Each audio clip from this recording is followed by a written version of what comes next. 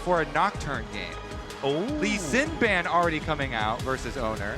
I mean, these jungle pools are really getting thinned out.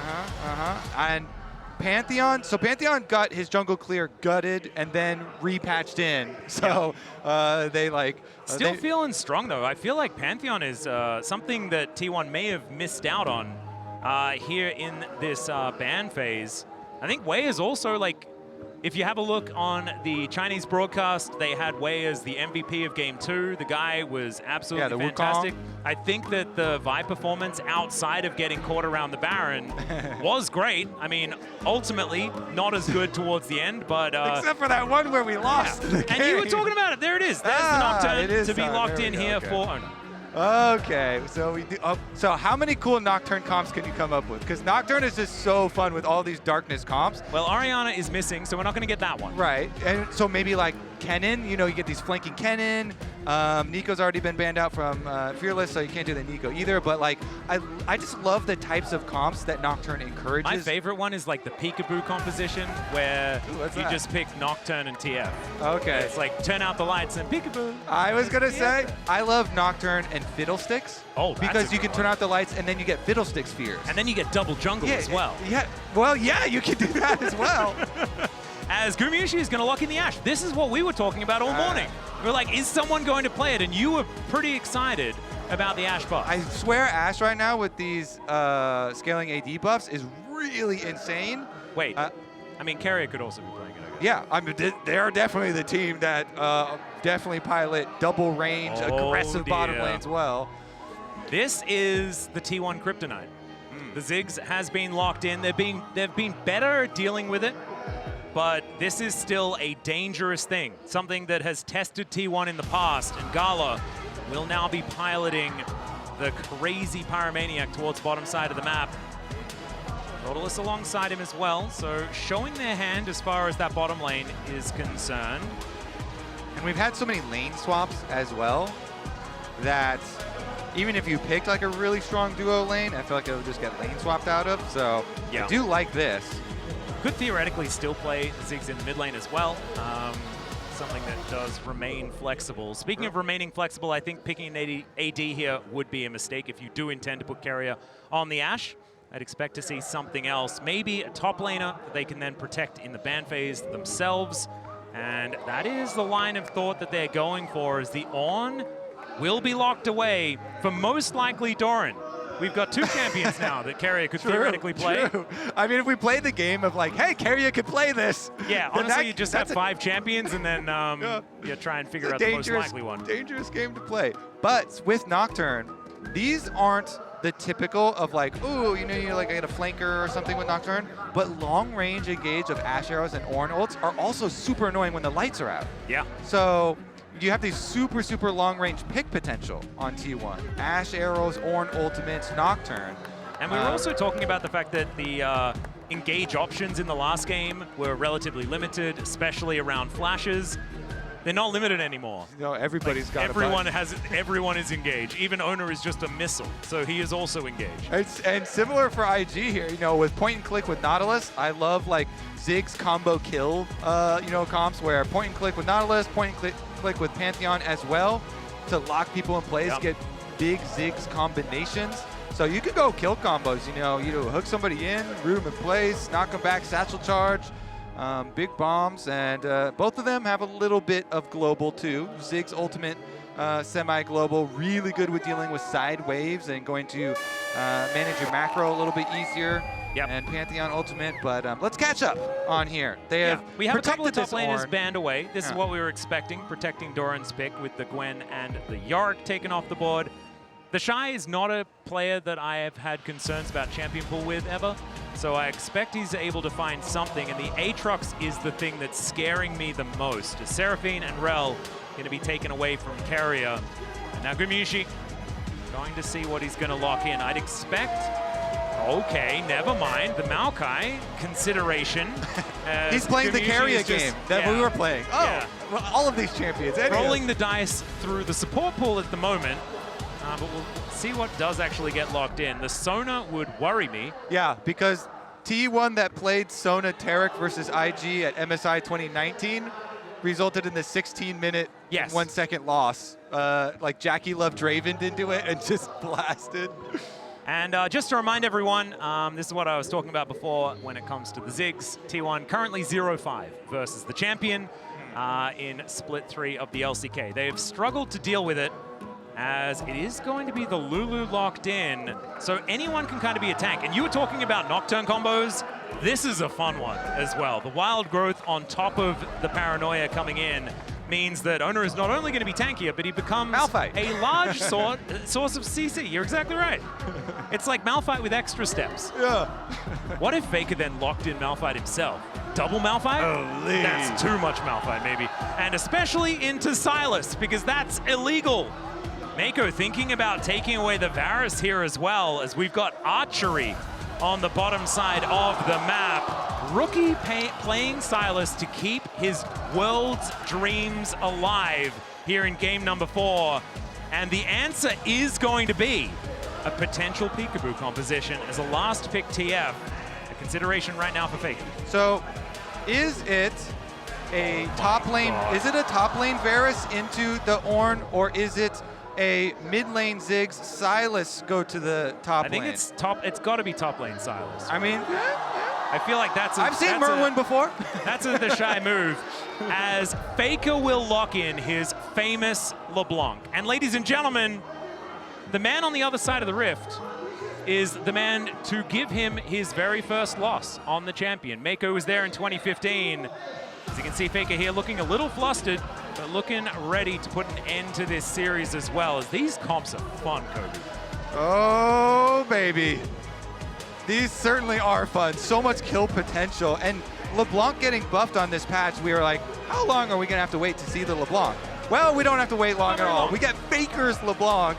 And it looks like TheShy is going to hold on to the Varus. And we do get... Okay, so now, are we going to get lane swaps now out of this situation? Because this is going to be a real roll of the dice.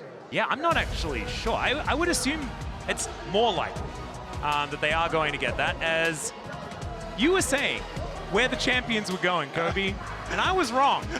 I was wrong. It's been a while since we've had the Varus top lane, but it looks like that's where TheShy is going to be going. So making sure they keep things confusing up until the very end. That was a triple flex until the very last second. Okay. Merwin has a ripple effect. Yeah. Okay? It's powerful. I think it is fitting that my League of Legends client at least just spammed a bunch of critical errors and crash right now. It's like, what is going on? I cannot compute this. My client just, force closed. Okay. It's all right. Our observers, they do not get spooked by things like that.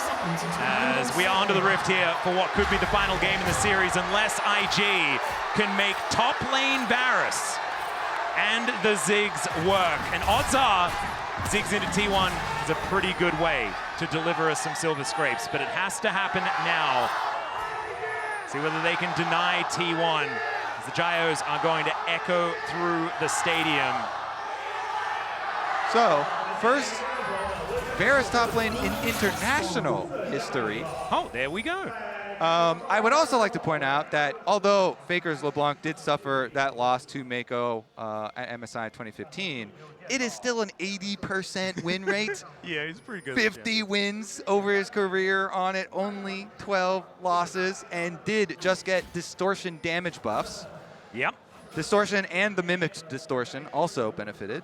And even though it wasn't on the same patch, we did recently have ASI, and LeBlanc was pretty popular in that tournament as well. So a bit of a taste there, as we can see the fancy angle here as the archery is happening in this top lane. Shout out to Robin Hood. Yeah. So does it count as a lane swap if they're both still just playing AD carries, you know? This is just like Season 1 mid lane, as Meiko not going to quite find the anchor. Dude, this actually is going to super duper cement my Unk status. But I want to go back even before Season 1. Oh, God. I played with COG in WCG in 2010, the first international Was that the one where tournament. the internet We didn't had work? Big Fat GG, Yeah. and we played Ashe mid, and we played Ashe top. But honestly, more fun stuff here is going to be like rookie Sylas versus Faker LeBlanc in mid lane. Some stutter steps going on as well. And this is going to be the supports opening up their roams. So remember, the 4-minute timer is your timer for top lane. So the supports are out here really early. As long as they don't go top, though, to trigger the 4-minute timer. Like, they didn't change the mid lane one. Yeah. Just the top lane one. So mid lane's fair game, Atlus. Yep, it's all just Here we fine. go. Right now we're seeing, yeah, it is just Yippee! 2v2 in mid. This is normal. Rookie down to about 50%, but that's going to be the way of the Sylas in this lane. As what is happening? Is it like Gumayusi like teaching TheShy AD carry, or is it TheShy teaching Gumayusi top lane? I'm not entirely sure, and I am hazard to guess that it's more TheShy that's able to know what's up, because this guy also That's his domain, the top lane. Yeah, he also pioneered the Kalista in the top lane. He is not much of a stranger. Only TheShy knows what TheShy is doing. I mean, that is not being proven more true today than any other day. Honestly. All right, Rookie taking so much damage here as there's the snare, the flash forward, but it's all a bait. Faker, can he actually still get the kill, as he does get the passive proc, and that's going to help keep him safe, but Meiko still wants to take him down. This Nautilus is so scary, and he flashes to try and lock him down. The distortion, not enough, and first blood to Meiko. Now Oner is making his way in as Keria is looking to try and punish this big daddy as he makes his way out, gets himself another round of shielding. Oh my goodness, Meiko, you monster! On the 10-year anniversary, went from EDG to actually defeat it. Wait a second, he's right back, more action. Yep, more chains connecting. I mean, there are chains all over the place. There was even a chain on the end of that anchor as well, as now Rookie's gonna get pushed out of this lane. Keria comes on over to say no more funny business, but I don't think that's gonna deter anyone. Today has been all about funny business, Kobe. Meiko literally himself. Oh, yeah. Ends up getting the kill onto Faker's LeBlanc this time around. Absolute insanity going on. Let's have a look at it one more time here, as this looked like Rookie was dead. Yeah, it looked like a kill angle to Faker as well. I mean, honestly, to me too, so let's take a look at this. He hit the Q as Rookie was coming in and hit the chain. That was nice as he was going back to the minions. Stays in range to fully tether it.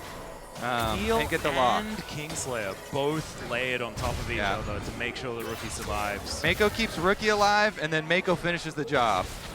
Walk him down. Oh man, look at this. Holds the flash for such a long time as well, and Keria even tried to make it as impossible as he could to click on Faker, as Danny is losing his mind, as we can see. He's having fun! Everyone's having fun watching this series. This series is crazy. Well, distortion over the wall here from Faker. Can snap back if you would like to. But Oner also lying in wait. Satchel charge going to come on through here, but Gumayusi not too worried about the minefield that has been put down. Throws out the Q. The bouncing bomb going to be ignored here, as the Ashe in a pretty good spot at this point of the game. As Doran, yeah, this is not going to be fun, I don't think, for the Ornn in this lane. As great sidestep there from Keria. Meiko not quite picking the direction he would juke. As Way looking to keep things interesting as well. He's on top of a ward, so it is going to be T1 just playing defensively and will be okay. He dashes forward, and Rookie is looking a little worse for wear. But after what happened in the early stages, I don't think they're going to overcommit for that. I gotta be honest, Atlus. I totally thought the supports were at some point going to leave mid lane, and the lane swap was only going to be early stuff. But man, everyone camping around that mid lane, supports and jungles. At least our bottom laners have finally met back up. X-Splash. She does move far enough away to keep himself fully safe. And everything is going to sort of relax itself, right? We've got a 500 gold lead approximately here for IG, who have benefited from this early game. That first blood going over to Meiko is basically the gold lead. Yeah.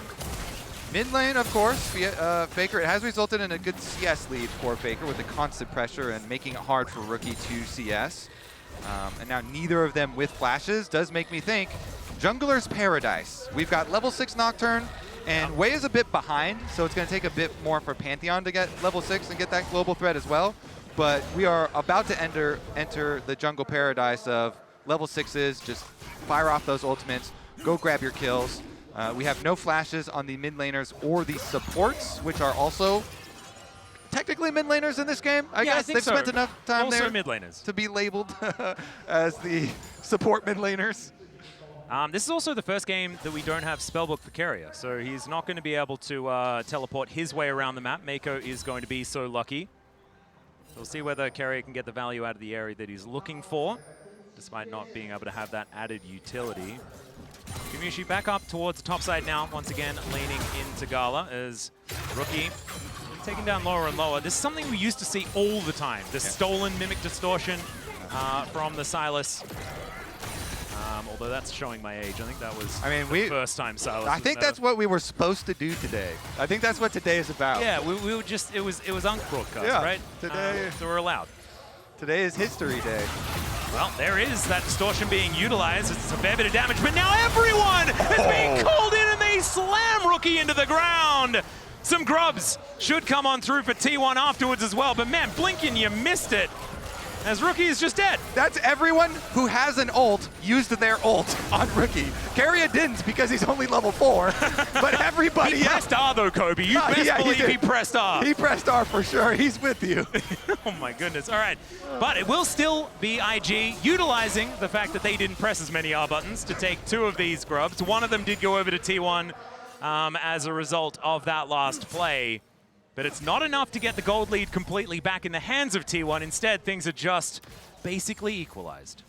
The Avengers assembled around mid lane to take down Rookie to even it up 1-1. Yeah, I thought it was going to be the Thunderbirds that were going to be the second round of Avengers, but no. Apparently, it's just T1. Yep. Well, let's take a look at the aftermath. So you do get the credit towards your objective as far as getting the double grubs.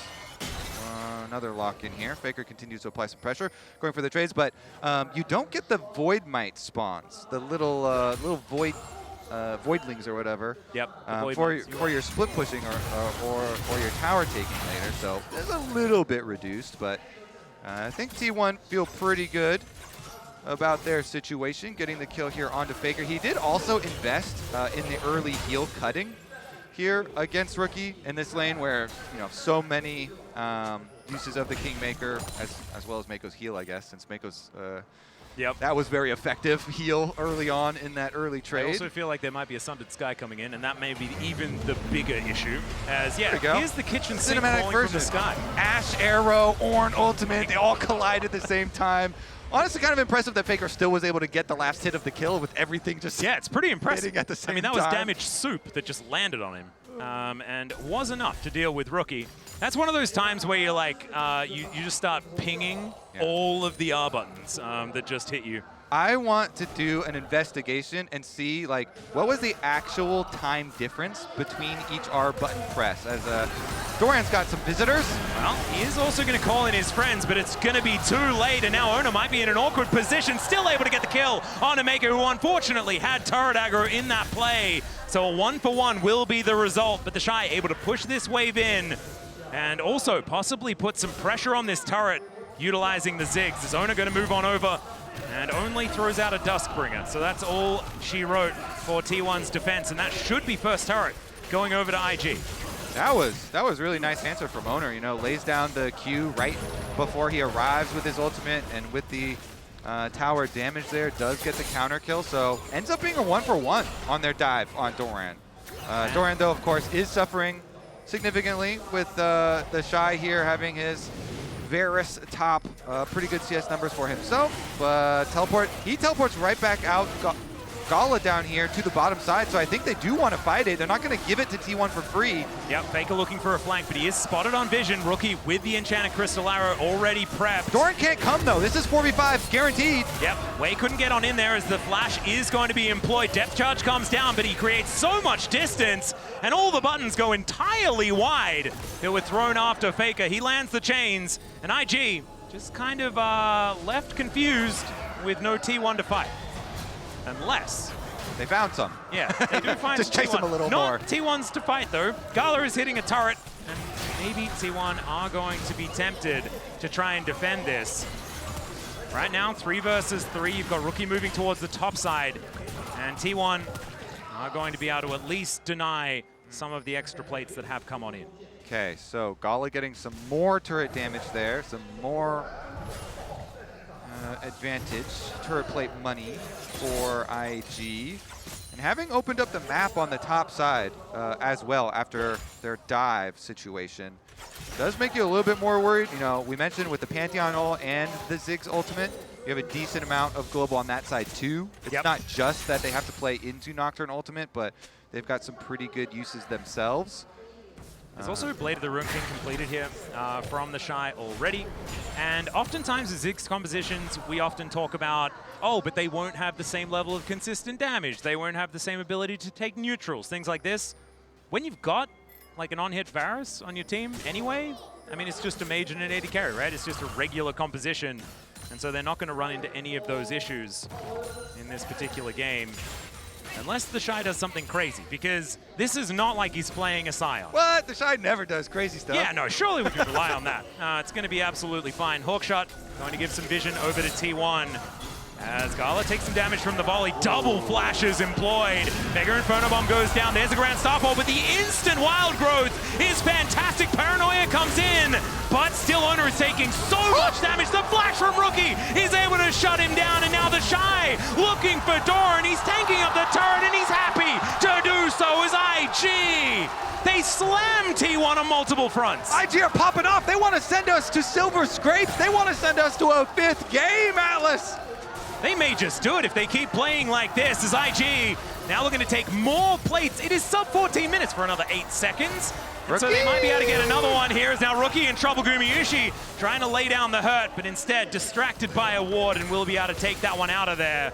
T1 by no means out of this one, but the signs of life from IG gonna be putting some worry into the T1 fans. I love staying in attack mode there for IG. There's no hesitation. They have another mode?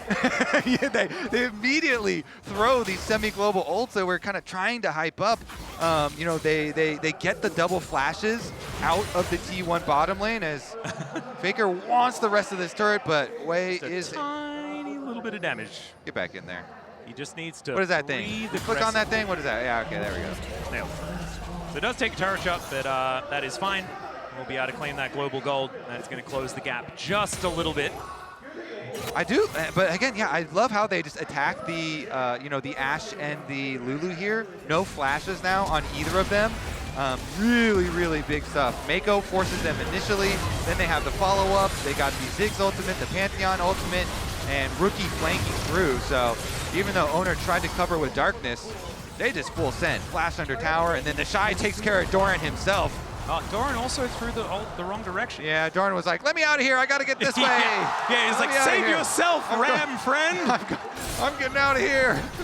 All right, we're fighting again as now Keria in a bit of trouble. Does have to put his wild growth on cooldown as the darkness is going to come in, but Keria already dead. Oner able to put himself in a great position, though, as the Pantheon will be the answering kill, but Rookie on the top side of the map means that Gumayusi cannot play the game. He's taken out, but it's a 1-for-1, and now it's T1 trying to fight back. This time, the Ram is going to connect as the Ziggs satchels himself out and burns to death as Oner's red buff gets it done. Now Meiko not going to be able to do anything. The anchor is cute, but I think that Faker will be able to finish this one off, and T1, they're going to be able to fight back.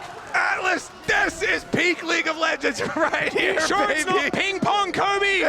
Maybe it's just battle. Like one team wins and the next person wins right back. Okay, so immediately right onto Keria and Guma, and they couldn't even decide. And they're like, okay, fine, we get the Keria, but then Nocturne. Darkness does so much work here. Because they don't actually have vision, they're able to get the shutdown. T1 kites backwards. We're back to action, baby! Yep. Keria just out of the death chamber and might just be put back in it here as the Glitterland's not quite enough, and Wei will be able to put him down. Faker looking for a bit of a recall here, but Rookie might be able to find him. Faker able to distort his way out and will be able to keep himself safe, but still Rookie denying the back angle, and it's more turrets going down for the Ziggs. Man, I'm looking over here, I can see Orcs. Oh, they're going for TheShy! Left as they are looking for TheShy. Can they find the fear? And they will be able to do so. This time, TheShy doesn't have a lot of that funny business available. He's doing a lot of damage, and now the cavalry is going to come in as he bought enough time to allow IG to capitalize on this one. As Paranoia just to buy the space, and we'll see whether it works. He looks to turn it, they take down Gala, and Oner is still alive. He survives through it all, and Wei is going to fall at the same time. The knock up on Meiko, he's dead, and T1. Oh my God, Oner, you are an absolute gem. Holy! Oner does not run away, Atlus! He turns around, he goes right back in. He lives in addition to getting all the kills. That is insanity from T1. My goodness. And now the Dragon going to be secured here. That is going to be the second going over to T1. Our Soul going to be a mountain yet again. And let's have a look at this one more time because, man, TheShy going down, that was understandable, but he did buy a lot of time, and it looked pretty decent, honestly, for IG. Yeah, and Oner flashed to start this play. So we start the play seeing his flash. So he's not going to have flash for later for escaping. So IG, they're like, all right, we're coming down the river. We'll go for Doran first, then the darkness. And I was like, oh, maybe he'll run away with it. But no, he goes right back in on the stun timer. He has the spell shield. He gets the extra healing. He stays alive with the passive healing, with the Conqueror stacking. The Umbral Blades. Just getting all of that health back. But man, Oner, zero fear in that moment. I think he thought that he was going to die. He's like, well, let's send it. Saw the arrow come in and just launched himself like a missile into IG. Yeah, and who's even collapsing on surviving who? at the end is absurd. Because, like, do you just get the paranoia damage down? Your job is done. Great play. The fact that he lived is just absurd. As TheShy has killed a lot of minions, as we're seeing here. The Rift Herald is going to be employed in the mid lane. And now Paranoia comes down yet again. TheShy in trouble once more as the Ram, looking for the knock-up, will be able to find it. The arrow from downtown connects from Gumayusi, and Faker is now able to close in as well. The Grand Skyfall comes in, the Mega Inferno Bomb, not quite enough as Oner just barely limping away. And now the fight is going to continue. Meiko trying to throw out the CC. The satchel's good as Gala's bouncing bombs aren't quite connecting. T1 still not able to quite find the fight, and now the re-engage from Meiko as Faker is going to get executed, but Gumayusi's the problem. He flashes to create the space, and Gala, they've been ignoring him this whole time. Finally, they're going to move over as he runs out of mana, takes down Keria, but he will die as a result. And Doran and Gumayusi walk away victorious. And T1 keep up the pace. They keep the pressure high, continuing to force another and another fight. They see TheShy, they go kill TheShy. Immediate Nocturne ultimate from Oner. He's going sicko mode in this game. Doran is able to hit the ultimate on him, right into the ultimate from Guma as well, and so he's stunned. Oner snipes him with the Q then afterwards. Then they throw the Ziggs ultimate at Oner. Rookie actually steals the Ornn ultimate and isn't able to reactivate it there in the brush, and so they don't finish off Oner. He goes to live. The rest of T1 could push them off. Guma's doing so much work here with the Ashe, helping them from the side, so even when Faker goes down there, Gumayusi puts out so much damage, and keeps them slowed with the Ashe.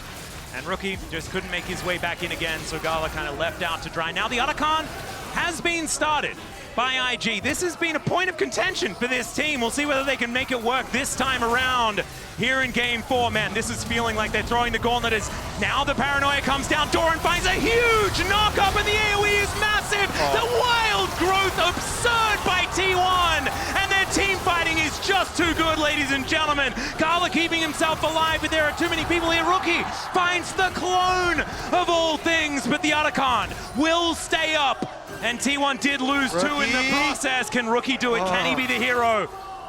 But he cannot in this moment. Still, they saved the Otacon, and that may actually be the biggest deal in this moment. Wait, they've got a teleport from Doran. They can teleport Doran back in. Faker and Keria are flanking them. There's the teleports coming in. It's actually answered here by IG as well. Oh, Gala gets executed. Faker finds him in the brush. He thought he was safe, and honestly, so did we, because there wasn't the vision as Doran slams his head into the wall, but he is so incredibly tanky. The flash out from Keria to avoid the re-engage as Rookie is doing a fair bit of work. Doran doesn't have damage himself, and now TheShy has made his way in. It's another hook connecting, but Oner is also respawned. Ladies and gentlemen, Doran will be dying Nocturne in this fight, but yeah, we have Paranoia coming up very, very soon. And the Ashe arrow is 8 seconds away. I do not think it's Otacon time. Please let me breathe. No way, buddy. Let's keep the action going. T1, they approach, they fire. As Gumayusi's going to find it, and Rookie's going to get punished once again. It's being in a brush that's going to be their downfall, and it's Keria that's able to get the last hit, but Gumayusi is kiting like a madman. Another wild growth, And T1, it feels like the same team fight that they won before. Well, they're gonna go win it again. That was all one team fight right there, Atlus. They continue it. The R buttons come back up. They immediately press them. They find the engage. Guma here with the Ashe arrow re-engages, sets it up, and the Otacon this time will be the final prize. They're gonna be able to pick it up here. It's 23 kills to 13. I like those numbers. Oh, it's absolutely ridiculous. A bloodbath here in our game number 4 between T1 and IG, but IG are circling the drain now, and this is where they need to get it together if we want to see the silver scrapes. And that's also Soul Point on the board as well. Mountain Soul will make this team so tanky. As let's see this one as, yeah, he watched Gala walk into the brush. Yeah. He's like, Ziggs only waddles so quickly. Yeah. Oh man, beautifully played though. It's exactly what a LeBlanc is built to do. Okay, so then, here we go. Hawk shot from Guma, sets him up. They throw down the blue trinket. He hits him with the Ashe arrow. We already talked about Oner was ready with the Nocturne ultimate, and even though he goes down this time around, T1 successful re-engage. Picture-in-picture will show that they are getting another objective, but don't let that distract you from the next fight, because we're moments away. This is the thing. I am not convinced that T1's going to win this game yet. Right now, everything is pointing towards that being the likely outcome. But you best believe they're I will not be baited into expecting something, as the arrow is going to stop the back from Wei, and now he's trapped. He's not going to be able to escape. He doesn't have the Grand Starfall, and now the jungler is going to be dead at 23 minutes and 50 seconds in the game. The Baron is up in a minute's time, and Wei is not going to be able to get into position to try and get vision down. Is Guma Hawkeye? Has he missed Ashe arrows ever? He's channeling prey. There's so many of them. Yeah, I mean, that was definitely a close one to Pantheon channeling the ultimate there in the spot. And the Ashe arrow finds another one. So many of them this game, but T1 now will continue to push afterwards. So they don't see any more champions on screen, so they'll kill some towers. We'll see whether the champions will come on screen, because then T1 will try to kill them. That is going to be what happens. Right now, Gala does have a massive amount of wave clear. So that Baron that I was talking about before, up in 25 seconds time, that is going to be required if they want to break open the space of IG. Can we crowdsource, like, what is the highest kills per minute of an international game? Because this has got to be up there, I mean, man. T1 are almost at a kill a minute as the team. Yeah, just as one of the team. This is absolute, like, this pace is crazy.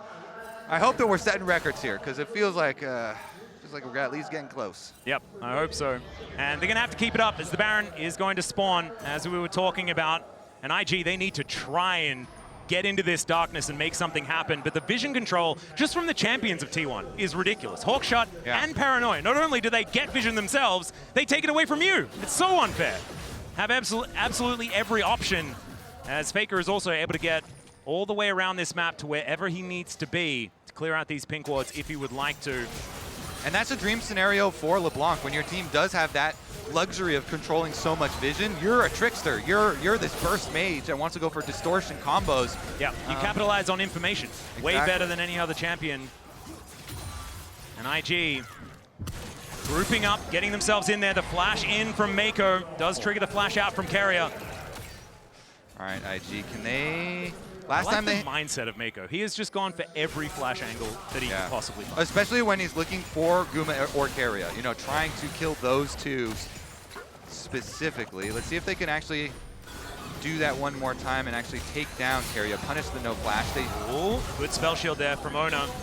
Gonna deny the hook in as Faker distorts his way back again. The knockup gonna go wide from Doran, who flashes away. Now the Ram is going to show his teeth, but that's a brilliant stasis to come on through. Oner goes in, he survives for so long, way too long. Wild Growth comes in, and it's Gumayusi with the damage. Why is this Nocturne still alive? Oner, you absolute monster. The inner turret's gonna go down, and I think this is the end of IG, and T1 putting the end to the LPL has started early this Worlds. T1 will have every member alive to assault the IG base. Gala trying to defend, but it's no use. And the Ziggs that was their Achilles heel is finally going to be taken down, as T1 will make it to the Swiss stage to defend their Worlds title. Well, we certainly ended the series with quite the banger. Yeah, it was a bang. And to be honest, this whole series was far more than I was expecting. My goodness, IG. They found so many great angles in the first few games, and I can already see it. You know, if only we had been able to close out game one, right? Yeah, IG definitely going to have regrets about the early games in the series. T1 though, scaling up into the last game. The last game here, the most action-packed. And it was very close to the record, I'm pretty sure. We have it here, Supermassive versus Kaboom in 2018.